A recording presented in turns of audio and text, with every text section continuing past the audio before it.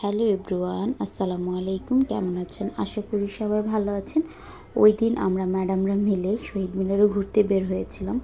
অবশ্য ওই দিন আমাদের এক ম্যাডাম আমাদেরকে ট্রিট দিবে, তাই আমরা ঘুরতে বের হয়েছিলাম। আর ফুচকার ট্রিট দিবে তাই।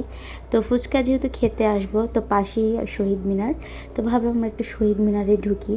তো শহীদ মিনারে ঢুকে দেখি শহীদ মিনারে কিছু কাজকর্ম করছে, এই জন্য ধুলাবালি।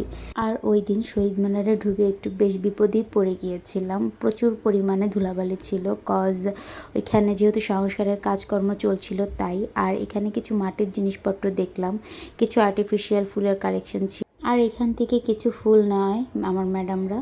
তারপর এখানে কিছু হরেক রকমের আচার দেখলাম। আচার দেখে তো লোভ সামলাতে পারিনি আমরা, তাই এখান থেকে আমরা কয়েক প্রকারের আচার মিলিয়ে ঝিলিয়ে নিই। এরপর এই তো আমরা ফুচকার দোকানে চলে আসলাম। তো এই তো ওই ম্যাডাম আমাদের ট্রিট দিবে ফুচকার। তো আমরা এখান থেকে যে স্পেশাল যে ফুচকাটা ওইটাই অর্ডার করে ফেলি। এরপর এই তো আমাদের ফুচকার সামনে চলে আসে।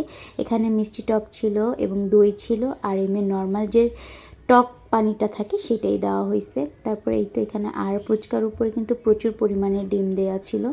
আর ফুচকা খেতে কিন্তু বেশ ভালো লাগে এরকম বেশি পরিমাণে ডিম থাকলে। আর আমি নর্মালি মিষ্টি টকটা বেশি পছন্দ করি এমনি টকের থেকে, মানে যার যার যেটা পছন্দ। এক এক একজনের কাছে এক একটা পছন্দ। কেউ দই দিয়ে খেতে বেশি পছন্দ করে, কেউ মিষ্টি টক এবং বা কেউ নর্মাল টক পানি দিয়ে খেতে ভালো লাগে। আমার কাছে মিষ্টি টকটাই ভালো লাগে। আর ওই দিন আমি আমার মেয়েকে নিয়ে গিয়েছিলাম। এই তো খাওয়া দাওয়া শেষ। সোনার বাংলাদেশ আজকের ব্লগটি আমার এই পর্যন্তই।